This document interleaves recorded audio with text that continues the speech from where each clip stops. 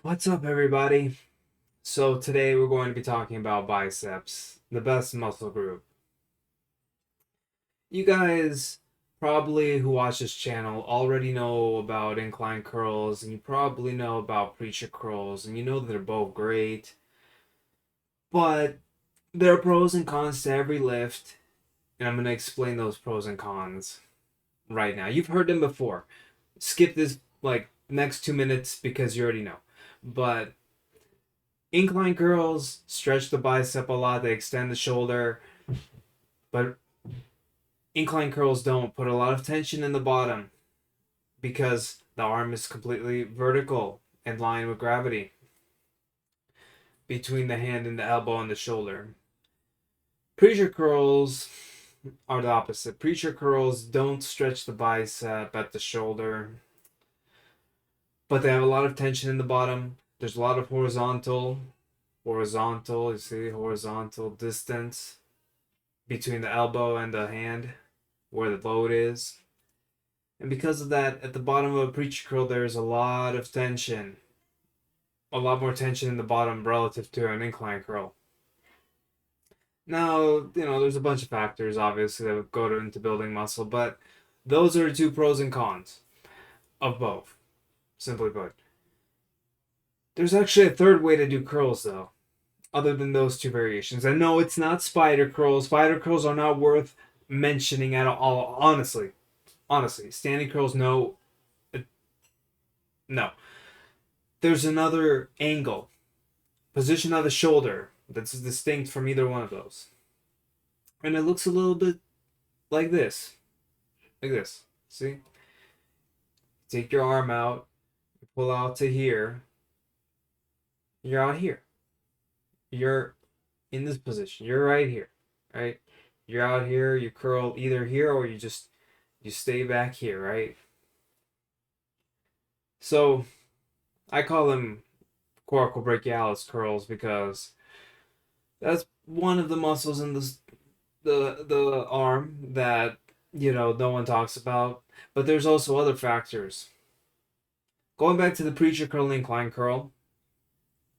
Preacher curls obviously focus a lot near the elbow joint, the distal side of everything. Incline curls, you could do them any kind of way and they'll target anything. Basically, that applies to any lift, honestly. But the way people do incline curls, usually they're a really great long head lift and short head, but long head. They're really good for the long head. In this position, though, there's a lot of tension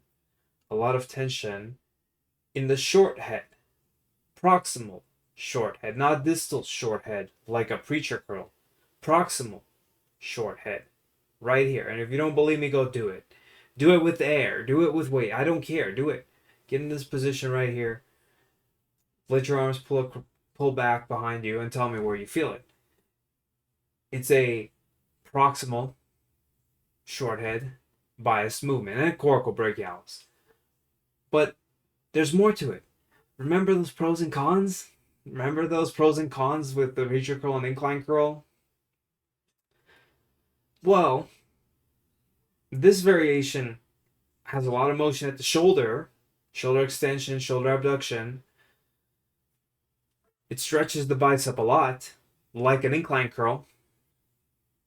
And because the weight is so far, when the arm is extended completely, so far away from both the elbow joint and the shoulder joint, that there's an immense amount of torque and tension at the joints of the bicep.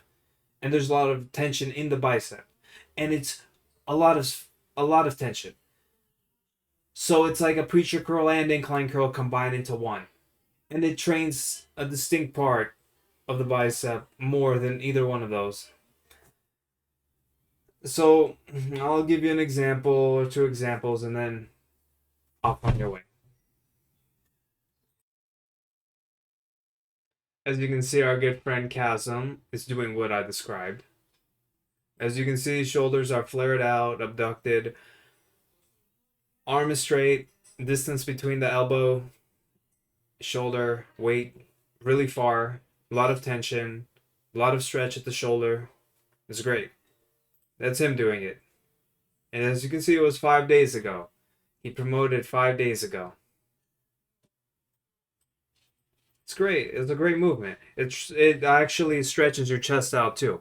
So it can be. Let me clarify. You can do this motion.